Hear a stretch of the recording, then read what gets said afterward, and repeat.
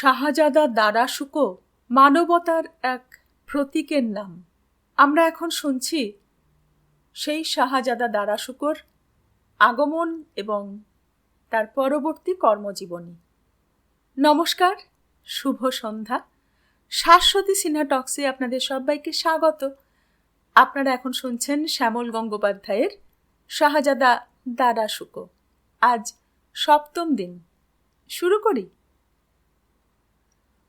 তুর্কি ঘোড়সওয়াররা সন্ধ্যারাতের আগ্রার রাস্তায় মানুষজন সরিয়ে দিচ্ছিল।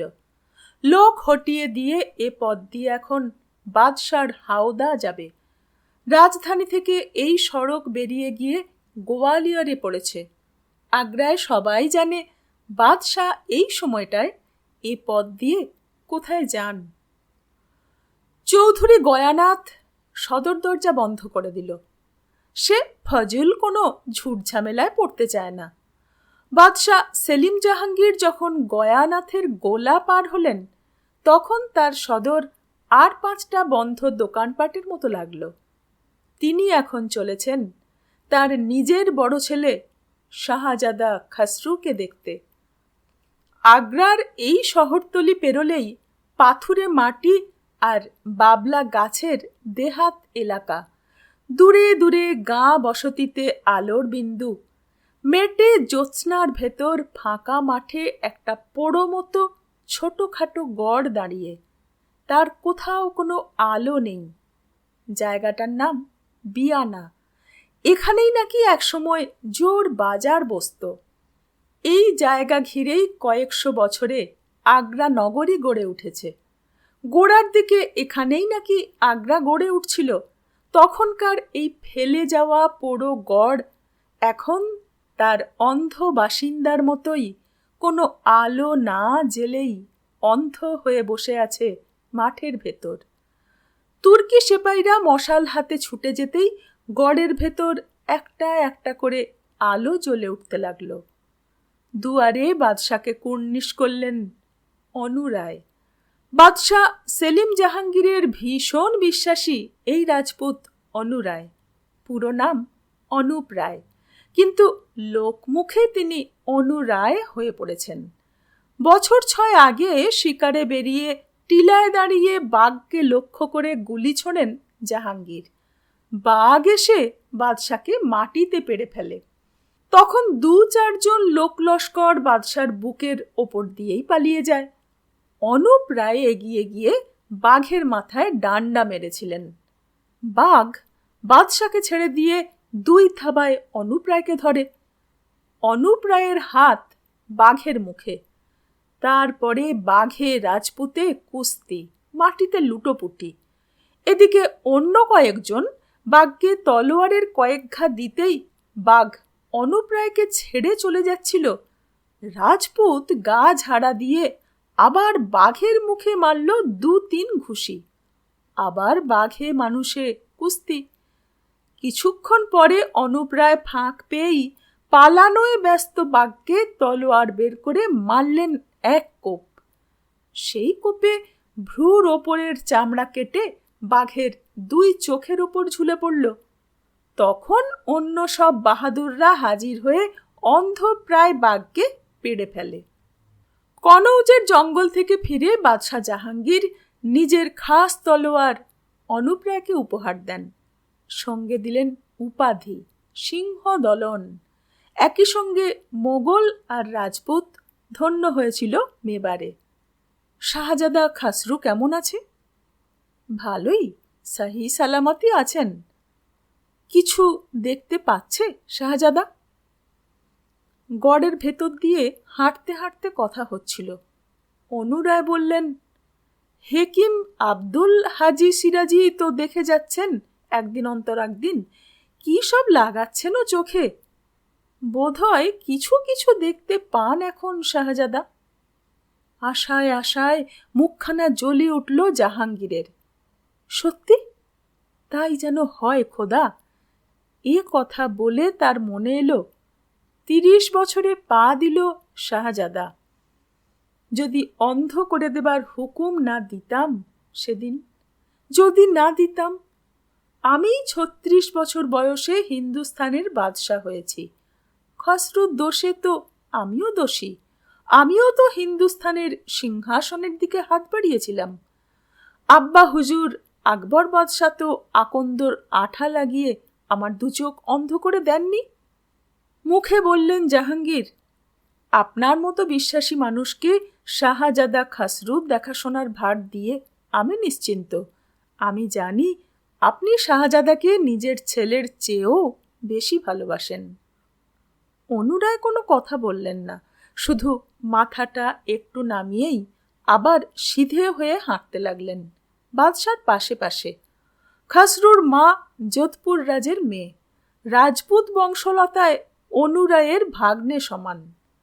বাদশাহ বললেন, আপনি শাহজাদার আতালিক মুরব্বী, সে হিন্দুস্থানের বাদশার পহলা আওলাদ।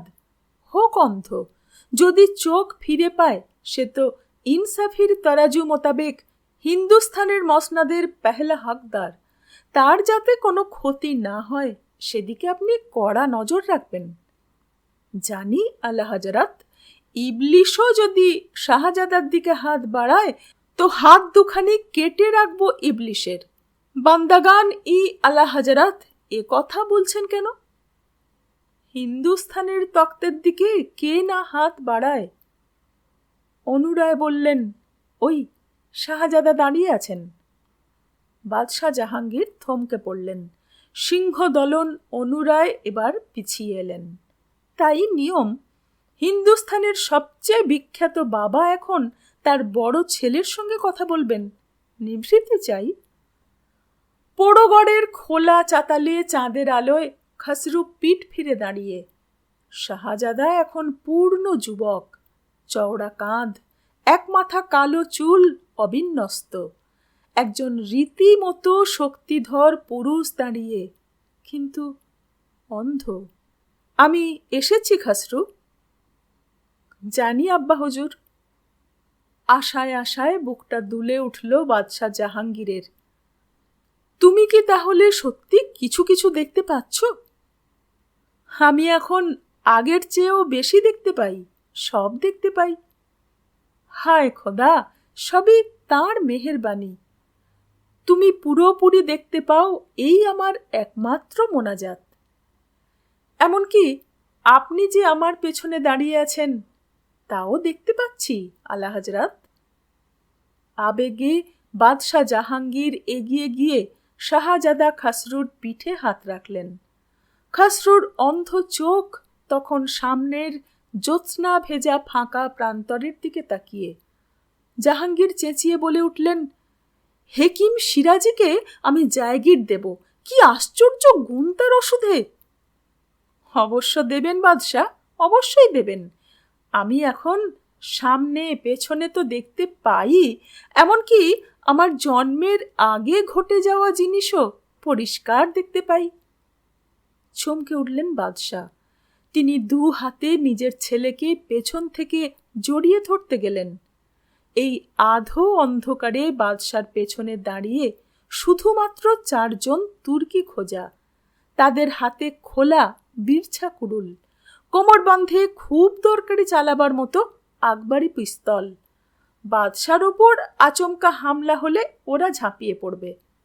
সেলিম জাহাঙ্গীর শাহজাদাকে ঠিক বুঝে উঠতে পারছিলেন না। সত্যি কি খসরু এখন একটু একটু দেখতে পায়, না গভীর অন্ধকারে টানা এই 10 বছর ডুবে থেকে আরো নতুন কোনো অন্ধকারের কথা বলে যাচ্ছে, যা কিনা সে একাই বলে, একাই শোনে? শাহজাদা খসরু বাদশার 2 হাতের আলতো ঘের পিঠ দিয়ে ঠেলে দিয়েই খানিক সরে দাঁড়ালেন। হয়তো আকবর বাদশাহ তার 10,000 মানসবদার শাহজাদা সেলিমকে চিঠি লিখছেন, অল্প কিছু সেপাই সামন্ত নিয়ে আগ্রায় এসো, নয়তো এলাহাবাদে ফিরে যাও, তোমার মঙ্গলের জন্যই এ কথা লিখছি। সবই আমি এখন পরিষ্কার দেখতে পাচ্ছি আব্বা হুজুর। জাহাঙ্গীর ভীষণ জোরে খসরুকে জড়িয়ে ধরলেন। আমায় ক্ষমা করো খসরু, হিন্দুস্থানের বাদশাহ তোমার দুয়ারে ক্ষমা চাইছে। শাহজাদা খসরু ঘুরে দাঁড়িয়ে এই আধো অন্ধকারে হিন্দুস্থানের বাদশার মুখোমুখি হলেন। তাগড়া পুরো দস্তুর যুবক ছেলের বুকের ওঠা পড়া বাদশাহ নিজের বুকের খুব কাছাকাছি টের পেলেন। তিনি তখনও খসরুকে জড়িয়ে আছেন। ছেলে তার চেয়ে কিছু লম্বাই হবে, চওড়া তো বটেই। আতরে ঘামে মাখামাখি ছেলের গায়ের ঘামের গন্ধ বড় ভালো লাগলো বাদশার। নাসিবকে শুক্রিয়া জানালেন বাদশাহ মনে মনে। ভাগ্যিস জায়গাটায় তেমন আলো পড়েনি, নইলে এই সামান্য ফারাকে ছেলের মুখে চোখের জায়গায় অমন অন্ধকারের মুখোমুখি তিনি কিছুতেই হতে পারতেন না। বাদশাহ নিজে এখন 47, শাহজাদা খসরু তার চেয়ে মাত্র 18 বছরের ছোট। তাহলে কি আমরা দুজনই একই সঙ্গে এখনো যুবক? খসরু আমার হুকুমে অন্ধ হয়েছিল 19 বছর বয়সে, তখন আমি ছিলাম 37। তখন তো আমরা দুজন একই সঙ্গে যুবক ছিলাম। তার মাত্র 1 সন আগে আমি হিন্দুস্থানের মসনাদে বসেছি। এই তো সেদিন। হিন্দুস্থানের বাদশাহ তোমার কাছে ক্ষমা চাইছেন খসরু, তাকে ক্ষমা করো। তোমার চোখের আলো ফিরিয়ে আনতে আমি কোনো কসুর করব না। ইস্পাহানেও আমি বড় হেকিমের খোঁজ করতে লোক পাঠিয়েছি বাবা খসরু, ক্ষমা করো বাদশাকে। শাহজাদা খসরু শান্ত ঠান্ডা গলায় জানতে চাইলেন, আপনি বাদশাহ না বাবা? ছেলেকে ছেড়ে দিয়ে সেলিম জাহাঙ্গীর সোজা হয়ে দাঁড়ালেন। এই মুহূর্তে নিজের হাত দুখানা কোথায় রাখবেন ঠিক বুঝে উঠতে পারছেন না হিন্দুস্থানের বাদশাহ। তিনি নিরুপায় হয়ে বললেন, তুমি আমার ছেলে খসরু। আব্বা হুজুর, আমিও একজন ছেলেকে দেখতে পাচ্ছি। কে কে খসরু? তাঁরও বাবা বাদশাহ ছিলেন। বাবার মৃত্যুশয্যার পাশে বসে আছেন অনুতপ্ত শাহজাদা সেলিম, এককালের বাগী শাহজাদা। বাস করো খসরু, বাস করো। শাহজাদা খসরু কিন্তু থামলেন না। মৃত্যুশয্যায় শুয়ে বাদশাহ বলে গেলেন, মানিদের মেনে চলবে, আমি যাচ্ছি, তুমি থাকলে। তুমি হিন্দুস্থানের বাদশাহ। কেমন আশ্চর্য বাদশাহ ছিলেন আকবর, তাই না আব্বা হুজুর? সেলিম জাহাঙ্গীর খানিকক্ষণ কোনো কথা বলতে পারলেন না। বাইরে সওয়ারদের ঘোড়া ঠকাঠক পা বদলাচ্ছে এই নির্জন আবছা সন্ধ্যায়। শেষে জাহাঙ্গীর কোনো রকমে বলতে পারলেন, আমি তো তোমার বেদাউলাতি বাবা, একটু রেহেম রাখো তার জন্যে। আমিও তো একজন বাবা। আমার ছেলে দাওয়ার বক্স বড় হয়ে উঠেছে, সে তো আর আমার কাছে আসতেই চায় না। কেন কেন আমি হুকুম দেব? দোহাই আব্বা হুজুর, আর হুকুম দেবেন না। সে এখন কিশোর হয়ে উঠছে, অন্ধ মানুষের কাছে আসতে কোন কিশোরেরই বা ভালো লাগে? কতদিন কোনো শিশু দেখি না। বলেই থামলেন শাহজাদা খসরু। শুধরে নিয়ে বললেন, কতদিন হলো কোনো শিশুকে ছুঁয়েও দেখিনি। বাদশাহ জাহাঙ্গীর যেন কি বলতে শুরু করেছিলেন। অন্ধ মানুষ শাহী সহবতের পরোয়াই করে না। শাহজাদা খসরু বাদশার কথার মাঝখানেই বলে উঠলেন, দাঁড়ার কথা শুনেছি, সেই খুদে সুলতানকে ছুঁয়ে দেখতে ইচ্ছে করে। সুলতান মোহাম্মদ দারা শুকো এখন নিতান্তই শিশু। খুররামের পেহলা আওলাদ দারা, তাকেও দেখা হলো না। দেখিনি শাহজাদা শাহরিয়ারকে। আমি যখন অন্ধ হই তখন সেও তো ছিল সুলতান দারার মতোই শিশু। জাহাঙ্গীর কোনো কথাই বলতে পারলেন না। ঠিক এই সময়ে শাহজাদা খুররামের সামনে সাদা পাগড়িওয়ালা নজুমির দাড়ি নেড়ে দোয়া করছিলেন। তার সামনে মেলা রয়েছে ইউনানি ছক, তাবিজের স্তূপ। সময় এই একই সন্ধ্যা। জায়গাটা আর কোথাও নয়, আগ্রা দুর্গ। দুনিয়ায় একই সঙ্গে নানান কিছু ঘটতে থাকে, একটা আরেকটার সঙ্গে জড়ানো পাতানো, অথচ কেউ কারো খোঁজও রাখে না। আবার কোনো ঘটনা অন্য ঘটনার সুতোর সাথীও নয়। এই হলো গিয়ে দুনিয়া। আগ্রা দুর্গের উত্তর পশ্চিমে হাতিপোল উত্তরে মোরে দরওয়াজা, পূবে খিকিরি দরওয়াজা, শাহবুরুজের নিচে দর্শন দরওয়াজা, দক্ষিণ পূবে আকবরী দরওয়াজা, বাইরে মাটির দেওয়ালে দেওয়ালে উঠে চওড়া গভীর মলের নালা পেরোতে মজবুত মোটা তক্তার টানা সেতু। এই সেতু পেরিয়ে হাতিপোল আকবরী দরওয়াজার দিকে এগোতে হয়। এইসব দরওয়াজাই এক একটা ছোটখাটো দুর্গ বিশেষ। এই হাতিপোল দরওয়াজার ওপর নাফফারখানায় একটু পরে সান্ধ্য রাতের সানাই বেজে উঠবে। নাফফারখানার পরেই ধ্বজ পতাকার আলামখানা, তারপর বালুঘড়ি আর জলঘড়ি, শেষে জ্যোতিষী নজুমিরের ঘর। শাহজাদা খুররমের জরুরি এত্তেলা পেয়ে নজুমির ছুটে এসেছেন। সমস্যাটা বড়ই জরুরি। সুলতান মোহাম্মদ দারা শুকর বাঁ দিকের চাঁদিতে তিল, বড়ই খারাপ লক্ষণ। এর কি করা যায় সেটাই নানাভাবে বিচার করে নজুমির বয়াত কবুল করে দাড়ি নেড়ে দোয়া করছিলেন। তার সামনে পাতা ইউনানি ছকে মোহাম্মদ দারা শুকর জন্মক্ষণ লেখা। সোমবার রাত 12 দণ্ড 42 পল গতে 29 সফর 1024 হিজরি। শাহজাদা খুররম রীতিমতো চিন্তিত, কপালে 3টি ভাঁজ, চোখ দরজায়, ঘন ঘন সেদিকে তাকাচ্ছেন। যে বিষয়টি নিয়ে তিনি জিজ্ঞাসু তার কোনো সদুত্তর নজুমির এখন পর্যন্ত দিতে পারেননি। এমন সময় দরজায় ভেসে উঠলেন জ্যোতিষী রঘুনাথ। দুর্গের কারখানা, গোশালা, দর্জিঘর, কামারশালা পেরিয়ে তিনি মাঝে মাঝে শাহী বুরুজে গিয়ে ওঠেন। সেখানে বসে আকাশে তাকিয়ে থাকেন। শাহজাদার একজন হাজিরা গিয়ে তাকে ডেকে এনেছে। রঘুনাথ কুর্নিশ করে দাঁড়ালেন। শাহজাদা তাকে বসতে বললেন। বসতেই খুররম তার সঙ্গে তিল তত্ত্ব নিয়ে পড়লেন। এই রঘুনাথ জ্যোতিষী কথায় কথায় ফোয়ারার মতো খনার বচন আউড়ে থাকেন। যাত্রা, ঝড় বৃষ্টি, গুনে গেথে পেটের সন্তান আগাম বলে দেওয়ার মতো ব্যাপার স্যাপারে মুঘল ঘরানায় গভীর বিশ্বাস চিরদিনের। একদা ঘোড়ার পিঠে ঘুরে বেড়ানো চাকতাই লড়াকুড়া এই 100 বছরে ঘোর রাজ্যপাটে পাটোয়ারি হয়ে উঠলেও এই জ্যোতিষ নজুমিরে তাদের অগাধ বিশ্বাস। রঘুনাথ কাকচরিত্রেও পারদর্শী, পারদর্শী স্বপ্নতত্ত্ব, তিলতত্ত্ব, যৌতুক তত্ত্বেও। শাহজাদা জানতে চাইলেন, ইনসানের বাঁ চাঁদিতে তিল কিসের লক্ষণ? রঘুনাথ হেসে বললেন, আপনি তিল চেনেন শাহজাদা? একটু ঘাবড়ে গিয়ে খুররম বললেন, কালো মতো।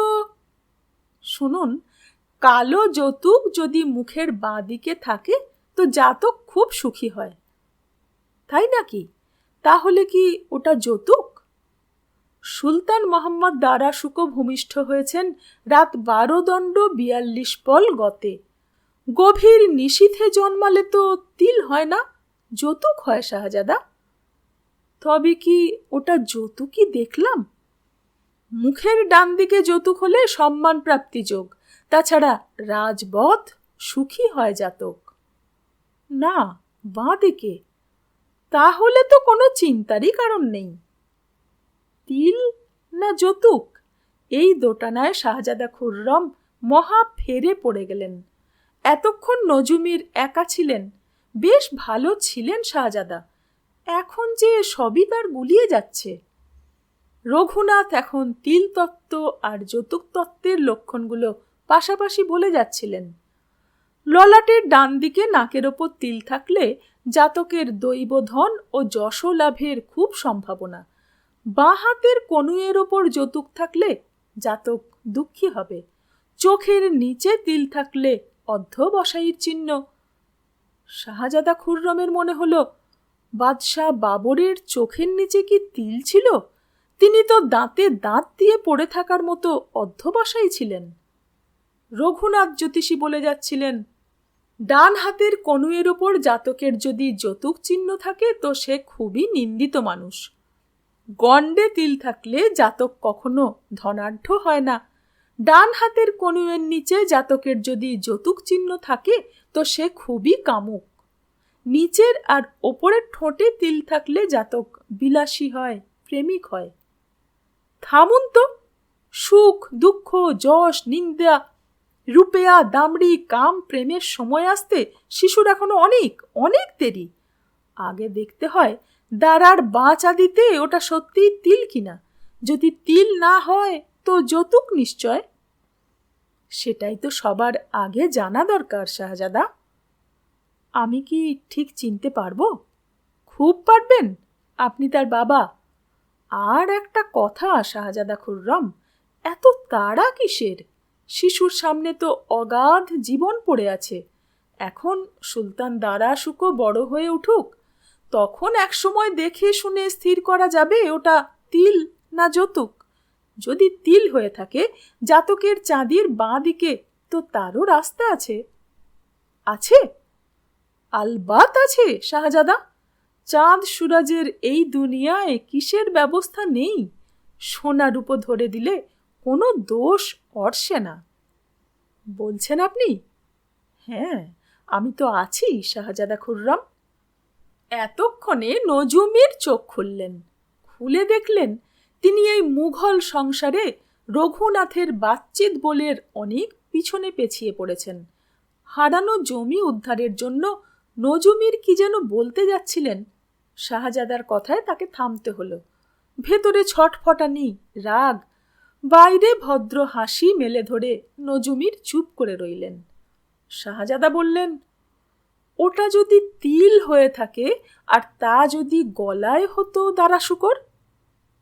রঘুনাথ ফটাস করে ফেটে পড়ার মতোই বললেন, তাহলে জাতক বিয়েতে প্রচুর ধনরত্ন পেত।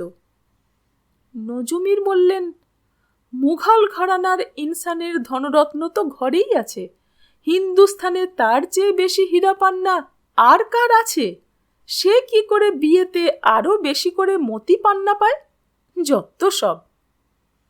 এইখানে একটা অদৃশ্য যুদ্ধ শুরু হয়ে যাবার কথা, কিন্তু তা হওয়ার সুযোগ থাকল না।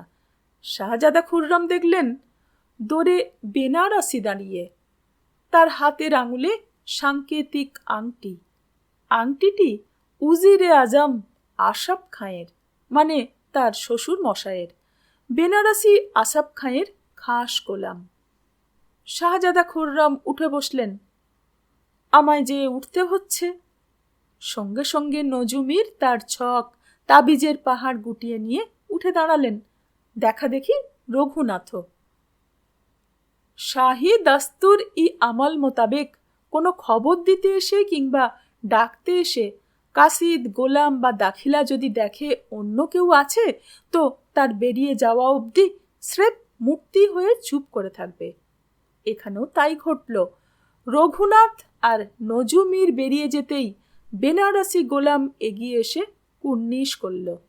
তারপর আঙুল থেকে সাংকেতিক আংটিটা খুলে শাহজাদা খুররমের হাতে দিল। আজ এইটুকু। পরবর্তী অংশ নিয়ে খুব শীঘ্র আসব। সঙ্গে থাকবেন। ধন্যবাদ।